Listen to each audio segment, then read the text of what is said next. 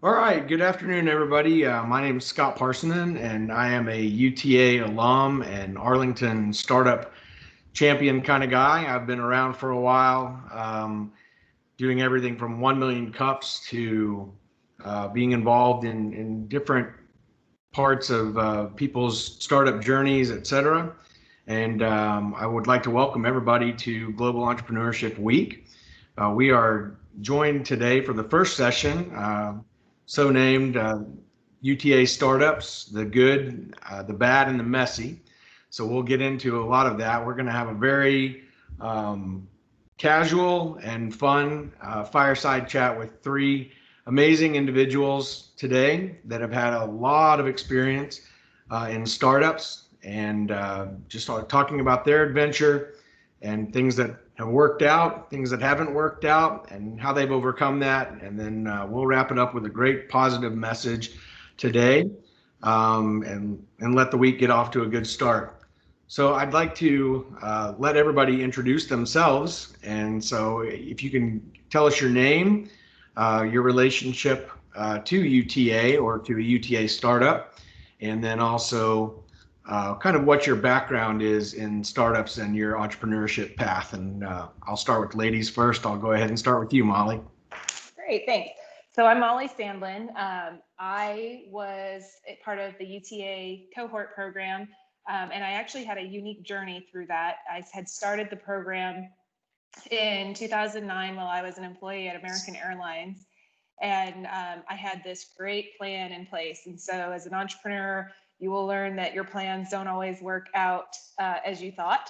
So I should have read that very early on. So I'm in school and I'm working at American, and the next step was going to be that we could have a family, but I didn't want to do three at one time, but fortunately, unfortunately, whatever, I had twin boys in the middle of all of that. And so I was able to withdraw from the program for a little while. And when my kids were 2.5, I guess, I was able to get back into the program and graduate. And so really one of the highlights of my life was in December of 14, when I got to walk across the stage at UT Arlington with my MBA, and my twin boys were in the stands watching me. So that was really a great experience. So when I was at school, I didn't know that I was going to be an entrepreneur. Like I said, I was at American Airlines, and I was still there after the kids were born and after I finished school. And I was working on a really pretty amazing program called American Airlines Rebrand. And it was changing out the double A's to the new flight symbol. And at that time, US Airways was coming in. So there was this amazing merger happening.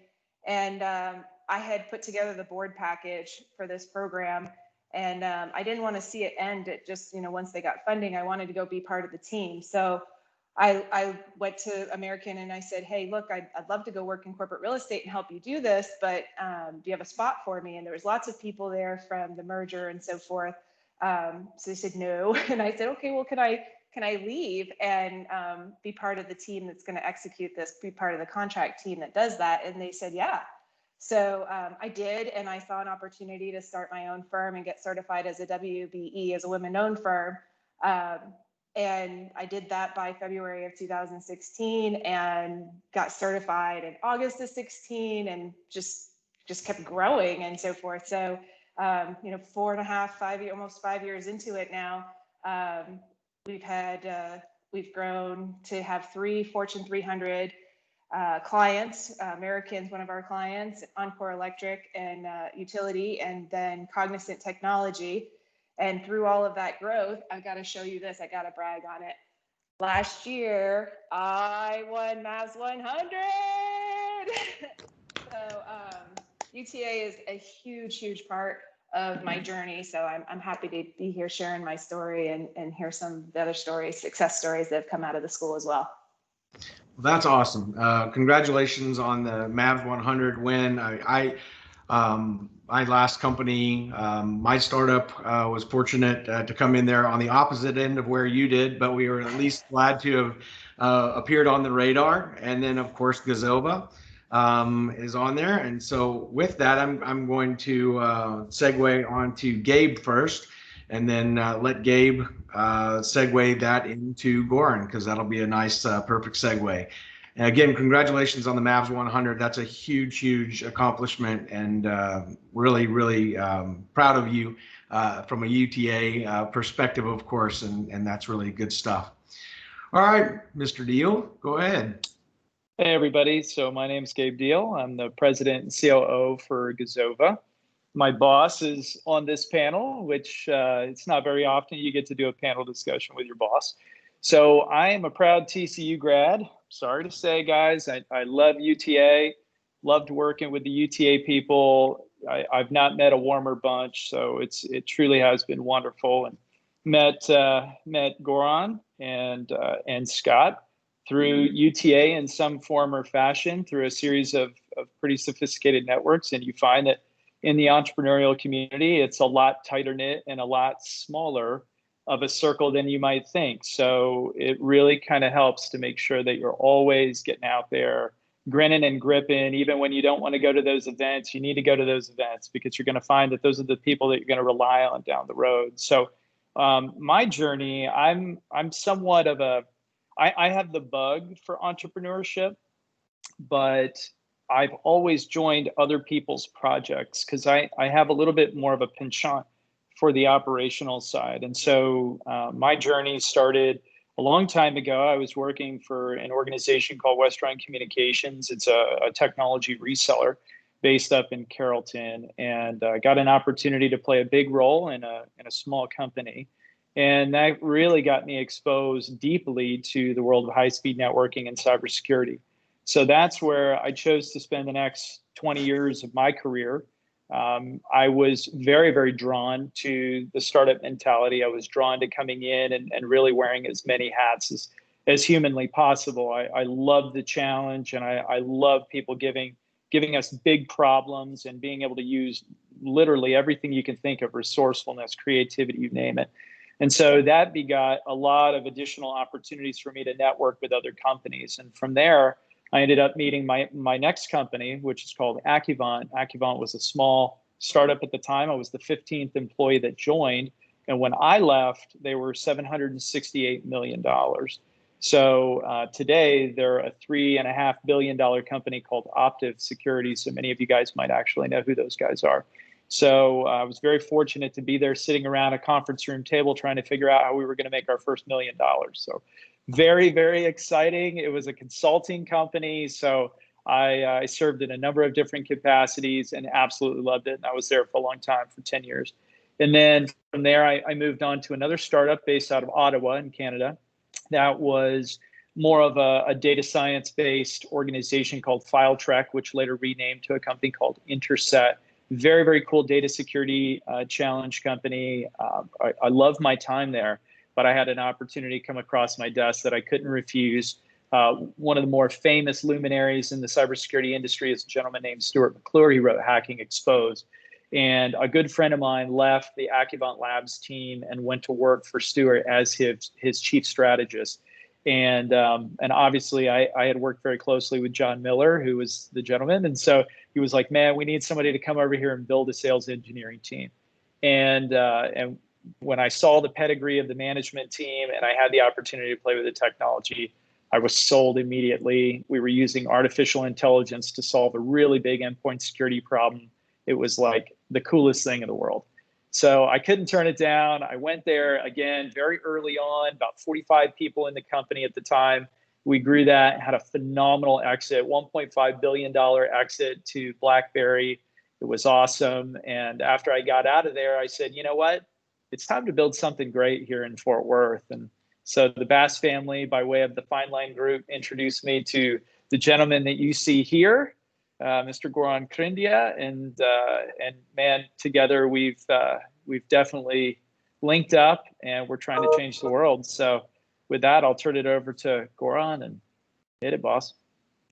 Well, first of all, how do I follow up after these two?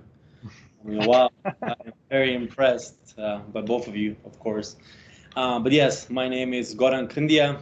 As you can tell by my name, I'm originally from Bosnia in Eastern Europe. Due to the war, migrated to Germany, and then from Germany we came to Fort Worth, Texas. I guess my entrepreneurship journey started pretty early on. In my country, we didn't have the ability to start company as easy as you have here, and then in Germany, I just never really saw that side. And then when I finally came to the States and stuff, just based in high school and especially UTA, I saw a lot of opportunities and I wanted to be a part of it. So while I dabbed in different areas, none, so to say, that I specialized in, I wanted to try everything to kind of find something that I enjoyed. All of them failed. I have no problem saying that, but I learned a lot. So finally, while I was at UTA, I was facing a problem as well, a lot of my colleagues, and I did not know where to start or how I'm going to make it happen because it required a lot of technology, and I have no idea as much about technology. But as an entrepreneur and stuff, we tend to figure things out.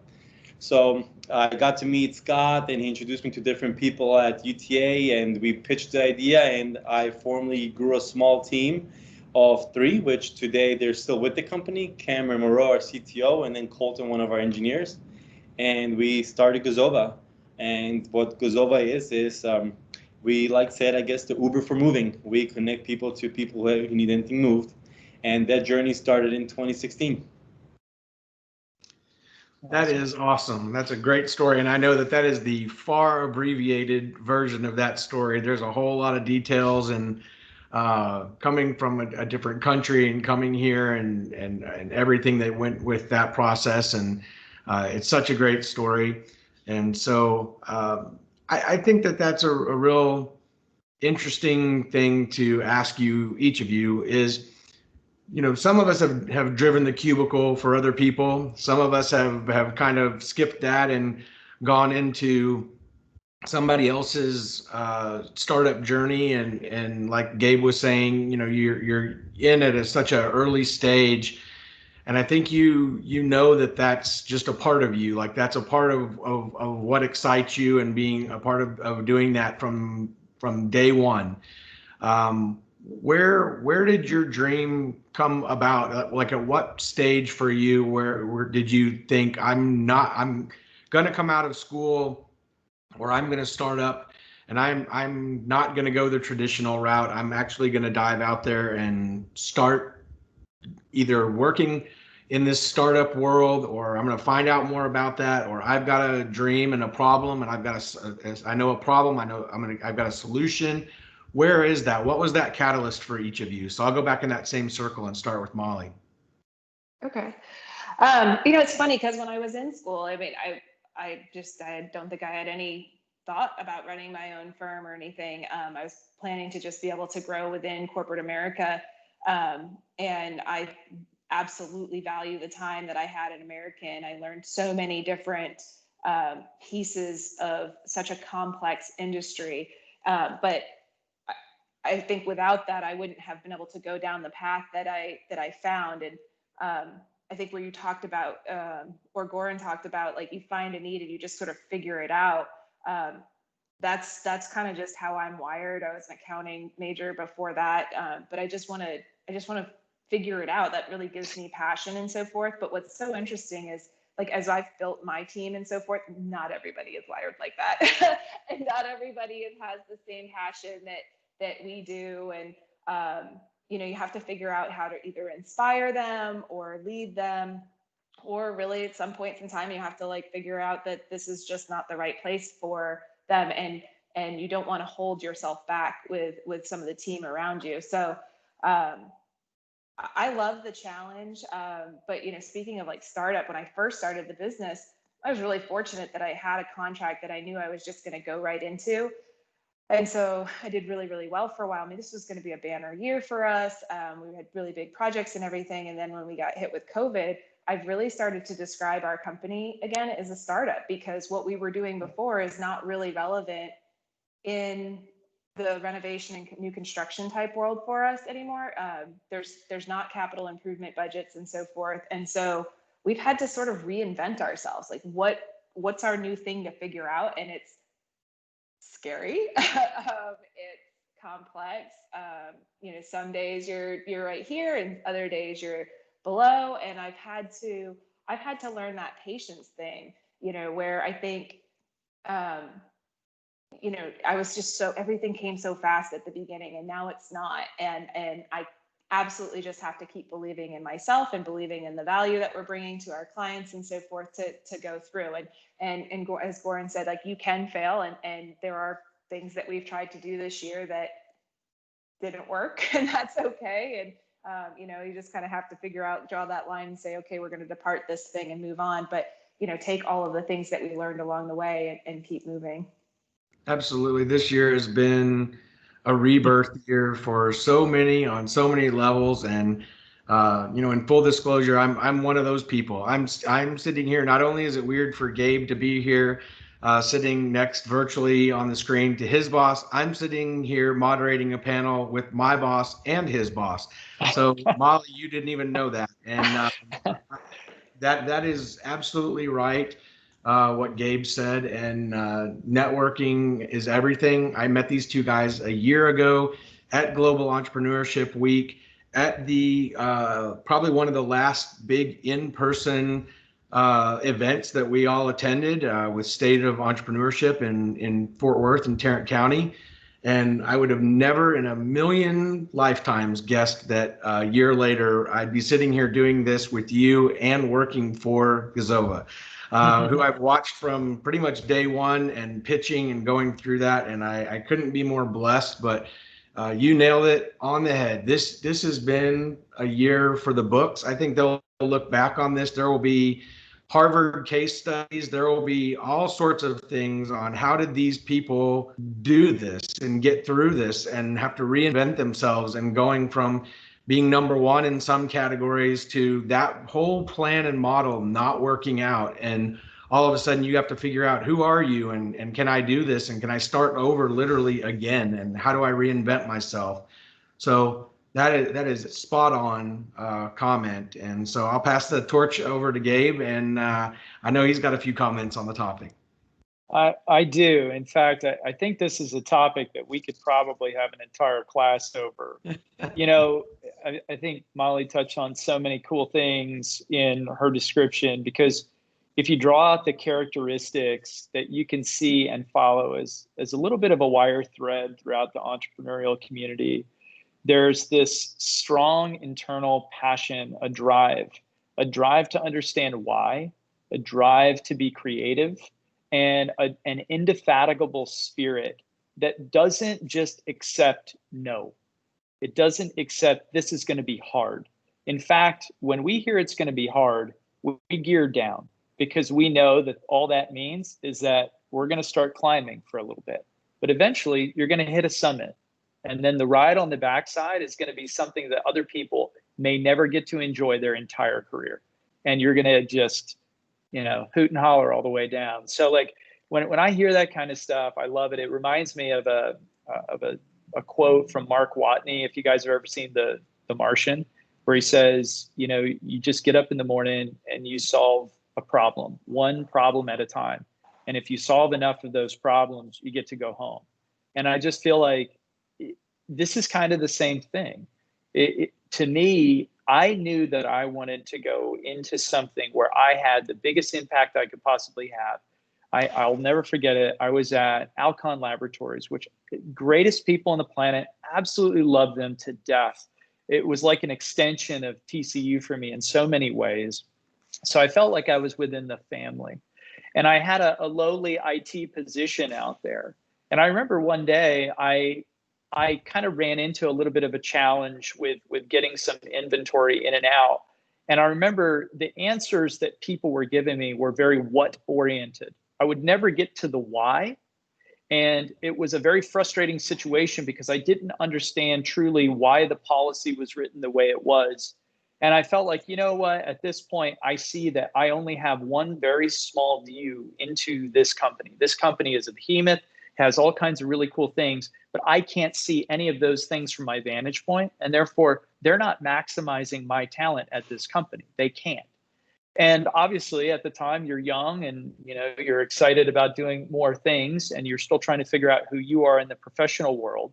So I wasn't entitled to know more, but I felt like I need to go someplace where I can get a higher vantage point and potentially offer more of that insight, more of that creative thinking, more of the problem solving capability than be here in this position for many, many more years before deciding it's just not for me. So that was, for me, I think that was a huge turning point. And lastly, I'll say, I'm first generation American. So, very similar to, Goran having that immigrant story. When you see people generations ahead of you make the most of every single day and not take anything for granted, including the great American promise and the fact that you come here and you can do so many cool things. I never saw my grandparents take a day for granted. And so when I look at this, I feel like I have that grit, and I feel like I'm looking forward as somebody who appreciates every day that they have to make the biggest difference they can. And I feel like in the entrepreneurial community, you can be anything that you want. That's awesome. Goran, I kind of feel like you've been an entrepreneur since you were 3. So I'm trying to figure out what is your aha moment at 3 that makes you think, this is it, this is my only path, this is where I'm going, and I'm not getting off of it. Actually, it was 2.5. But honestly, I don't know. Wouldn't say something hit me. I just think that I thought I was gonna be a professional soccer player. That was my passion. I played everywhere. I played overseas, and that's something that I really pursued. My parents' dream was to graduate college, put a tie on. My dad really wanted me to be a banker. I like numbers, and I myself was like, okay, I like the whole stock brokerage. So, but then when I started working at Wells Fargo and different banks here and there, I quickly saw myself that I was doing this not for myself, but more for my dad, if that makes sense. And I wasn't really happy sitting in a chair advising somebody on what stocks to buy. I was like, I'm making his dream come true, not mine. Mine was more about solving a problem, creating something. And I think it really hit me when I worked at a country club. I think I told Gabe the story. And I used to see guys, 30, 35, our age today, show up, very, very successful. And they get some great advice. They're like, you can go out there and make anything happen. And I kind of instill this in my head, like, there's nothing different between them and myself. Maybe my accent's a little different, thicker, maybe I'm taller, skinnier, whatever, but we all have 24 hours in a day, and whatever I want to make happen, I can make it happen. And ever since I put that in my head, I told myself, I don't care how hard it is, what the challenge is, I'm going to go after it. And that was my motto. So I wouldn't say there was certainly an age, maybe I just don't remember that age, but it was just at that country club, it opened up my eyes to what I could become. That's awesome. Well, that's a lot of positive love mojo in the intro and why you all got into this, but let's not kid ourselves. There are a few oh crap moments, and definitely at some point in time in all of our paths, I think each of us have had many moments where you say, what am I doing? And where is this going? And why am I doing this? And there's people in your life that probably aren't the most supportive people that you wish were supportive people. What do you do? What have you done? What have those moments been for you? And what have been some of the ones where you really had some adversity and maybe doubted that this wasn't for you? Molly. So one of the things I always tell the students when I come and speak at school is about the team that you have around you. And when we first started, I thought getting a big bank was going to be a good idea. And so we banked with one of the national banks, and I had a check come in from American, and they held it for like 4 days because that was just what their policy was. And this was my operating fund. And there really wasn't anything they could do about it. We had a relationship with the banker or whatever, but he couldn't do anything because of compliance and stuff. And so after we had our oh crap moment of like, how are we going to do things? We quickly switched to a smaller bank. And, like when the PPP loans and so forth came out this year, was coming here and telling they had Frost is our new bank. It's made for small businesses. So I mean, that's a big advice thing that I'll give to people is get that in place, get a relationship there so that you can get lines of credit established and so forth, and they will help you when the times are tough. So that was something. A good lawyer and a good CPA thinking about adversity and so forth, my mom's one of three sisters. My dad's one of three boys. My dad and one of his brothers didn't do much. One of them was a COO for a granite company growing up. And then of my mom and her sisters, the oldest went to Cornell and was an architect and ran her own firm. I worked for her in college, and she designs $20 million homes, amazing and everything. And so in 2018, I got a phone call from Cognizant Technology to lead their global rebranding. And I didn't know who they were. I do now, but I didn't know who they were then, but they're kind of a big deal. And so they basically asked me to help them implement their new logo at all of their office locations around the world. And my aunt, the architect who had worked for and learned from so much along the way, I was super excited, and I called her to tell her about it. And she goes, "Are you sure you can do it?" It haunts me. But I do have really good news. It did do it. We have a couple of locations that were delayed because of COVID, but I mean, we have installed new signage at over 100 locations around the world, Philippines to China, Australia and India and everything. And so I was able to do it, but there were days that comment would numb me, and there were days that it like put a fire under my butt and said, like, you can get through this. So it's interesting kind of what you go through. And there were days where I was like, oh, is she right? Because there were some really ugly days through that project. But overall, it drove me to overcome it.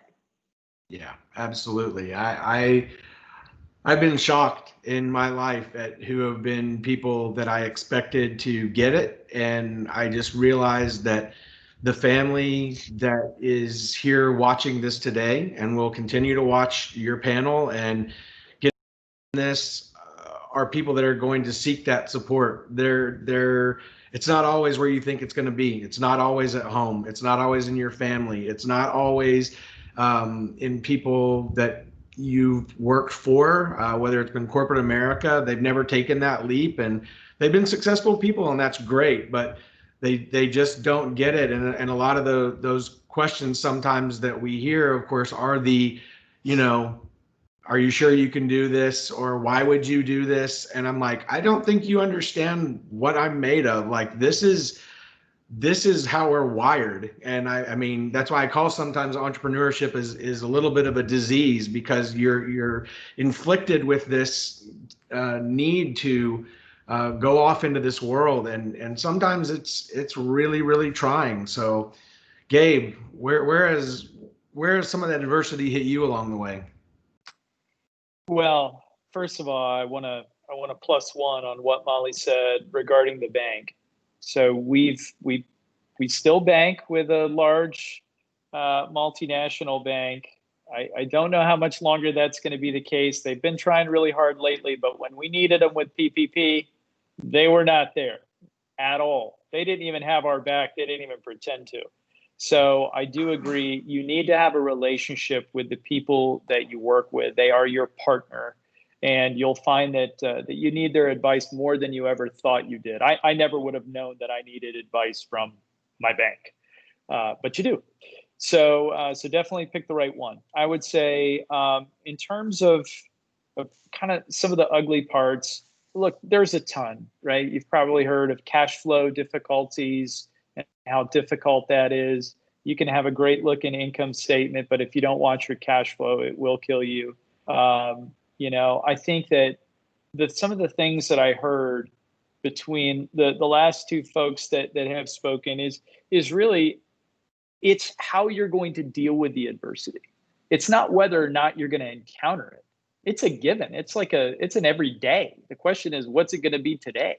So I think it really kind of comes down to, what kind of grit do you have? What's going to happen to you the first time something really doesn't go well? And if you're planning for ideal case scenario, I can tell you've already lost, because there is no such thing as ideal case scenario. You have to plan for worst case scenario and hope for best case scenario. And sometimes it happens, but most of the time it doesn't. You'll get some kind of gray area in between, and it's not all doom and gloom. I think, when I think of some of the challenges that we've had, it comes from things like you design a plan, And then all of the environmentals that you have no control over happen to that plan. And so that's the problem, is you're putting together these algorithms that are variable based, but you don't control the variables. So you're just trying to sort of be this, you've got all these marionettes, and you're trying to figure out how to get it all to balance out so that the outcome is the best possible outcome for your customer.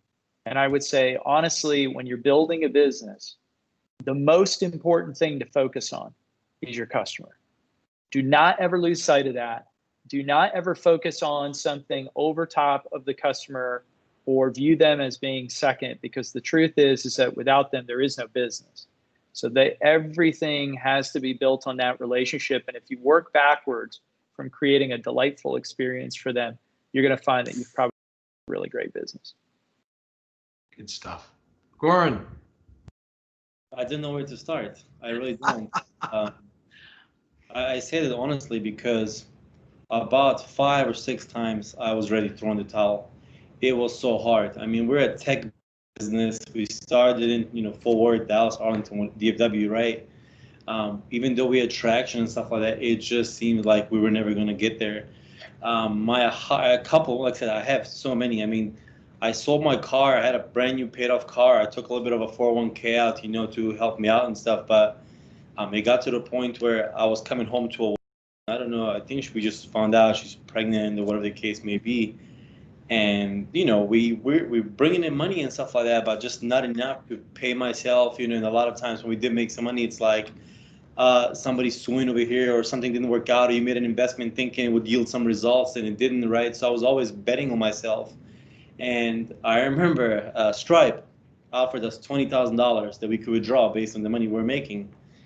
And my goal was to take out the money because I thought marketing would solve our problems, right? And I was highly considering getting billboards in a very desired area with a funky message. And this was my last message to myself. I told my wife this: I will get these billboards and I will put them up with the company's name and the cheesy message and everything. And I'm gonna take a picture next to the billboard. If we make it, great. If we don't, at least I had a billboard up on this area. I told it. But then the money kind of came in and we went a different strategy, so to say, invested in different areas, and I never got the billboard. But I'm still hoping for it. I've had so many dark times. I mean, I think one of them was when Cameron, the guys that are with me today, they're coders, and while we're in college, they were helping me after college kind of build an app and build a company while I was focused on sales and doing deliveries and whatnot. And Cameron and Colton both said, look, we're not getting paid, because I really was never paying the guys. And he said, we kind of like this for our resume, it helped us out, but they both accepted jobs.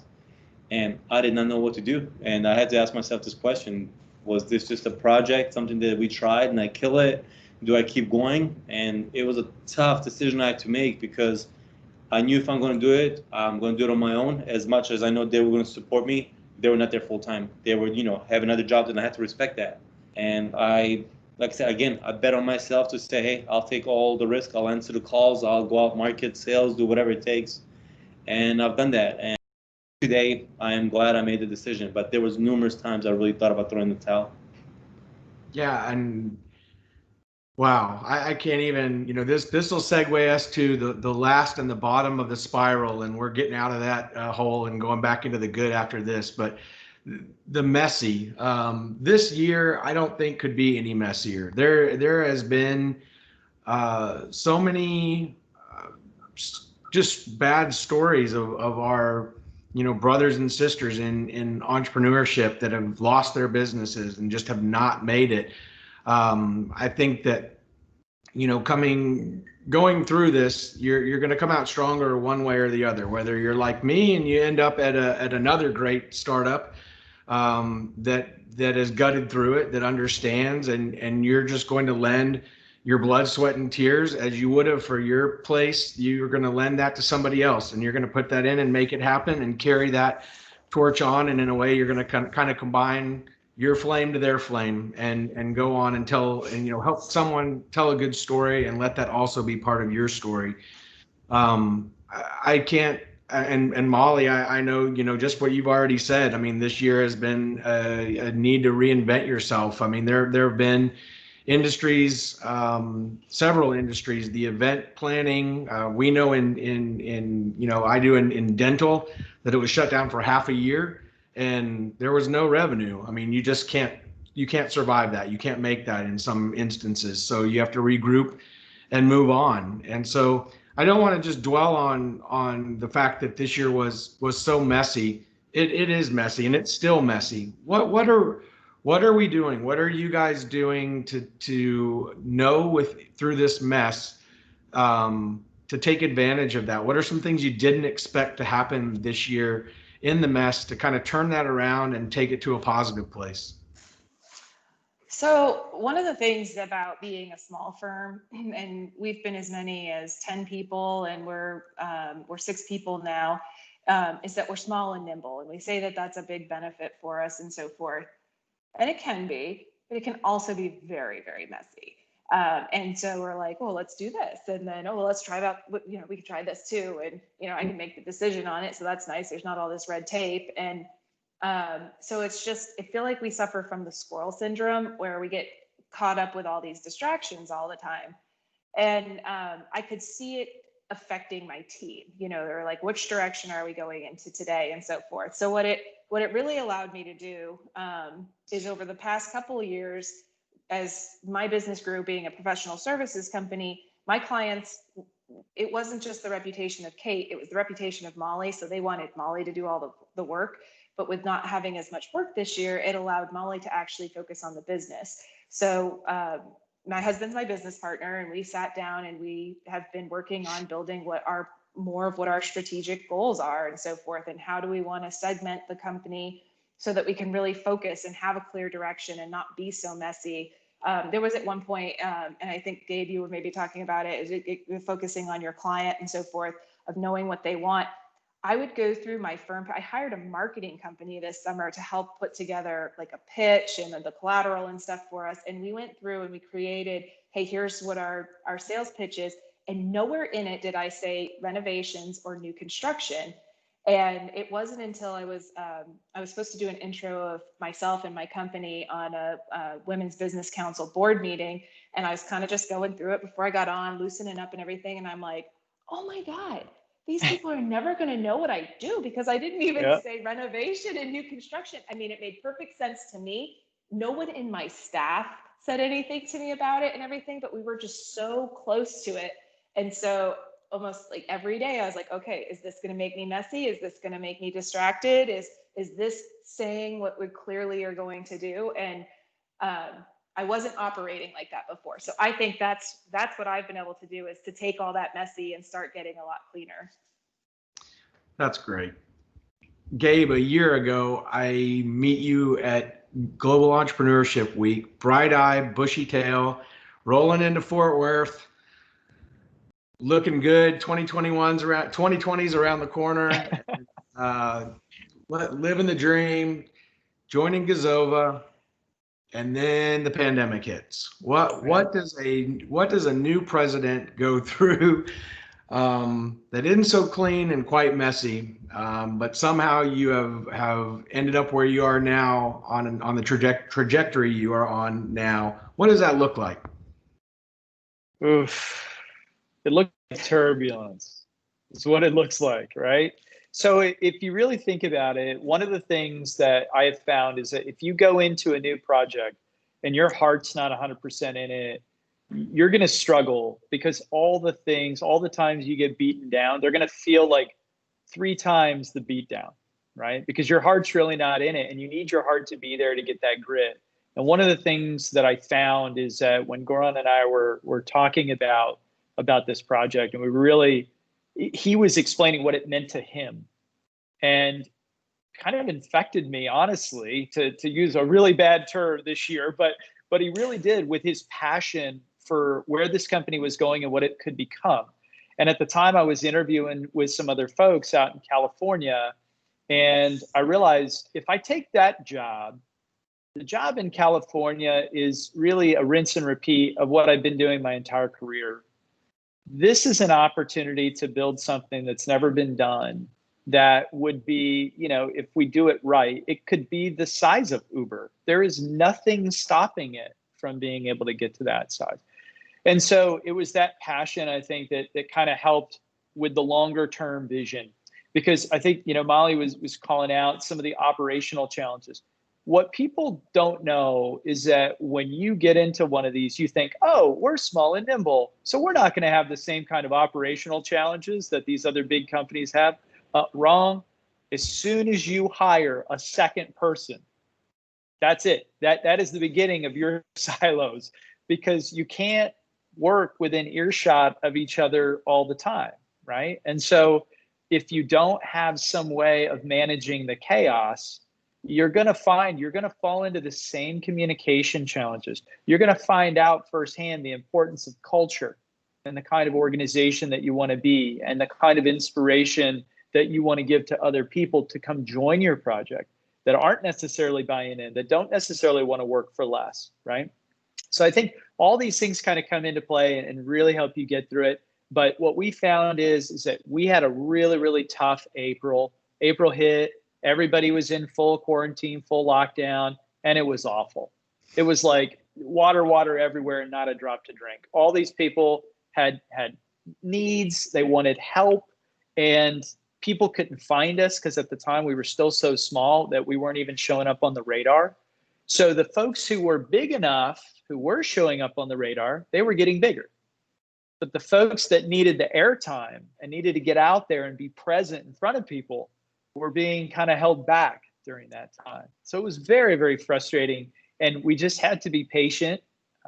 We had to be patient. We had to keep honestly working on our strategy and asking ourselves, when we do get the opportunity to change something, what is it that we're going to change first, second, third, and fourth to be the most effective that we possibly can right out of the gate? And I think that that's one of the things we have done a really good job of is planning, having a little bit of forethought, and working backwards from having an optimal end in mind. Yeah, absolutely. I mean, and kind of the new guy to the group, and seeing, I come looking through different lenses, looking at this than a lot of other people. So I'm kind of watching it from a perspective of someone who's started companies and done that, and seeing what you're doing, and the patience that you guys have, and looking long term is fantastic. And I just think patience, like you're talking about, really looking to the future and planning for that, is something that is very, very amazing and impressive that goes on at Gazova, and I commend you guys for that, for having that patience and that foresight. Goran, you just had talked about the billboard moment. I mean, you get out there and you're like, I'm going to do this, and it's either this or we're done. And then you get through that, and then you get to this year. And so how do you keep going through one thing after another? What keeps you going? Where do you find the strength to, channel that in? Because you're a really infectious, positive guy, and give off a great vibe to your team. And where do you get that from? How do you get over this messy stuff? Yeah, so I know Molly probably doesn't know, but I think Scott and you, Gabe, you both know I am in this country because of the war. I was lucky enough to make it here. I do visit my country once, maybe sometimes every 2 years, and I sit down with my uncles and cousins, and and they tell me the gruesome stories they had to go through, and I just saw this as like, look, we don't have it as bad as we think it is. I know it is bad. Don't get me wrong. I know, but I've been through worse. I mean, when you compare death to surviving another day in business, it's not as bad. It is bad, but when you're like somebody, a 15-year-old got killed, or whatever the case may be, and I'm complaining about, like business here, and it's like, it just shaped me. I knew we were going to be okay. Like, I know it's tough for everybody and stuff, but I think me and Gabe really sat down and we let our clients know, look, we're all in this together. It's not just as a business owner, but even customers, people lose jobs and stuff like that. And I think when COVID hit, we didn't for once look to make that March, April era. We just said, how can we help people out? Whether you're a customer, downsizing, can we donate stuff for you? We offered super, super cheap deliveries. I want to say we started off with like $10 flat price, no matter what, for a pickup truck, right? I mean, that's just unheard of. So we were never like, we panicked, but I don't think like we were like in a crazy mode. I just think me and Gabe, I think I got the vibe from him, just that we knew we were going to be okay. As long as we took care of our customers and we were level-headed, we were going to be okay. That's awesome.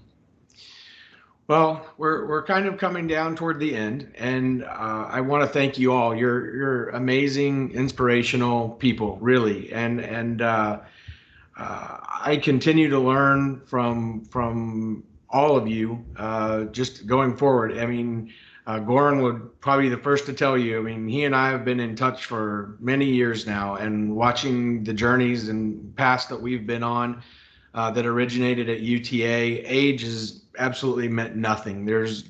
We're two people, we're two human beings cut from the same entrepreneurial cloth, and understand, you know, what it is that it energizes us and why we want to do this and go on this journey. And it is not easy.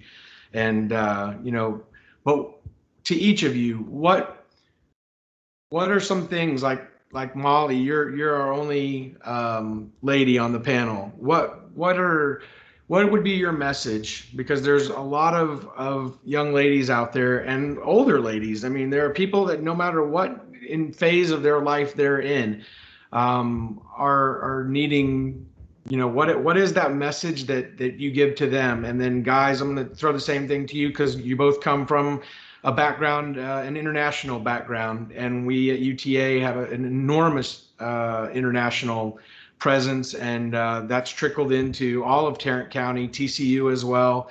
And so I ask you to, you know, what's your message from that perspective for those groups that you definitely speak very, very closely to? So one of the things, Gabe, you've said grit a few times, and this has made me think a few times. If you feel like you've got grit in your soul, like, you know, just keep following. I think that's what gets us through. Somebody called me abrasive at one point in time, and it was probably not meant in a very positive way, but I mean, it's what makes me drive. You know, if it's big, I mean, if I wasn't abrasive and I didn't have the grit, I wouldn't go anywhere. But you know, so I talked a little bit about my twins before. So Caleb Austin and Ethan Tyler are my kids, and it's actually the acronym for my company, CAET, Kate. And so that drives me a lot. And so I'm able to relate to other women. I'm on the board with the Women's Business Council Southwest, and that's one area that I've really focused a lot of energy, not just to go and network myself there to build my business, but it's about giving back and helping others there. This year, our mission is Lift as You Climb. So we're all, it's just been amazing. And, you know, to tie in UTA to that, it's folks like Melanie McGee. I've known her since the day I applied for grad school, and we fortunately had a connection with American Airlines through to Bill Mercurio, who I ran into in December, and he was able to see and meet my kids, and like that just feels amazing. To Jeff McGee and supporting the things that he's doing for the current students, the programs that UTA is offering for students to be involved in with the power pitches and so forth. I've had the privilege of being on the judging panel for that, and to seeing the amazing ideas coming out from the students there, and then seeing them take that money and grow a business with it. It's amazing. I wish they had that when I was there. But that just, I mean, I think it's like infectious. Like I think Gabe was the one who said infectious before. It just makes me feel really good when I'm able to go talk to other people and help them on their journey, and then to like see their journey coming to fruition, to how they saw it. And it can be done with kids. It's trickier, but they will motivate and drive you as well. I mean, I want nothing more than my kids to be successful. They don't have to run my business when they get older. I just want them to know that they can do whatever they want. And so that's the message I would share with other young women or any women. That's awesome. Truly inspirational. Gabe. I love that. That was great. So, you know, small business is the engine of the United States, right? So we need folks out there creating jobs. We need the risk takers. We need the folks who just aren't satisfied, and they won't be satisfied unless they leave an indelible mark on society. And we need those folks to feel like they're surrounded by groups of people that will help inform them, educate them, show them where the landmines are so that they don't have to go through the same things they did, and they can become more successful faster. So we talked a little bit about small banks and understanding the importance of small banks. It comes down to the relationships. It really does. You know, when I hear that people are self-made people, I have to kind of check myself a little bit, because at that point it's like, no, you're not. Nobody is, right? You need other people to help you get to where you intend to go. And I think, you know, so much, a company is nothing if you take away its people. You got a logo and what? A dream, right? So it really comes down to having great people that are all going in the same direction and doing it efficiently and solving the right problem. So, you know, when I'm talking to other people, I believe that it's our job to pass along anything that we've learned that will make it easier on somebody else. I find a lot of joy in reading books and listening to other people's stories of what they encountered and how they got through it, and some really amazing leadership principles out there. And I think that it's so important for us to pour into other people that may be really fearful about taking that initial step. But if somebody comes alongside them and says, you're going to be okay, like even if you fail, you're going to be okay. Just like Goran, you know, most entrepreneurs come out, struggle, and they fail because they're not equipped. They have the drive and the goal, but they don't have all the skills that they need to be successful yet. And at that point, they rely on that partnership community to come alongside of them and help make up for any kind of weaknesses they might have. So together as a team, you can do more, you can go further, until ultimately you found your core team, and now you can go tackle the world's problems. So I think that I'm very inspired when I get together with other entrepreneurs.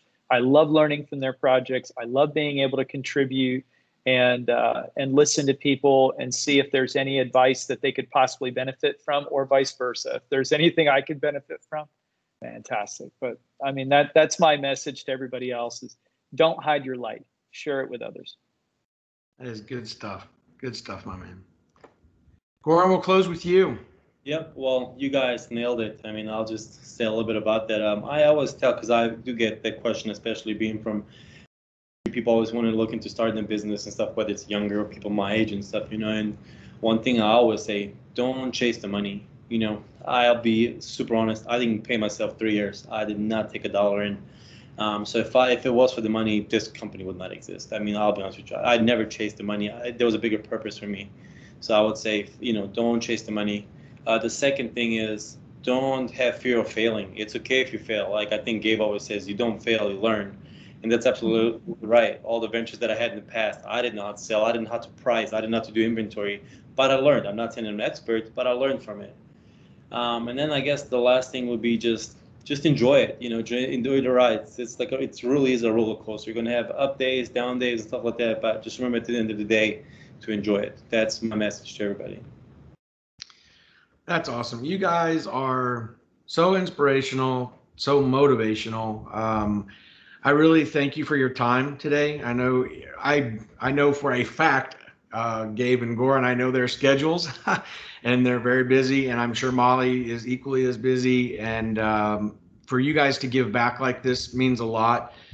This kicks off a really great and important week in our community in Tarrant County. I think for entrepreneurs of all shapes and sizes, walks of life, whatever, whether you're still in school or you're, you know, stuck in a cubicle and you're looking for that reason to get out. I've been reading almost daily how many people are leaving their jobs right now just because life is so different and everybody's having to educate their kids from home. And what are they going to do while they're being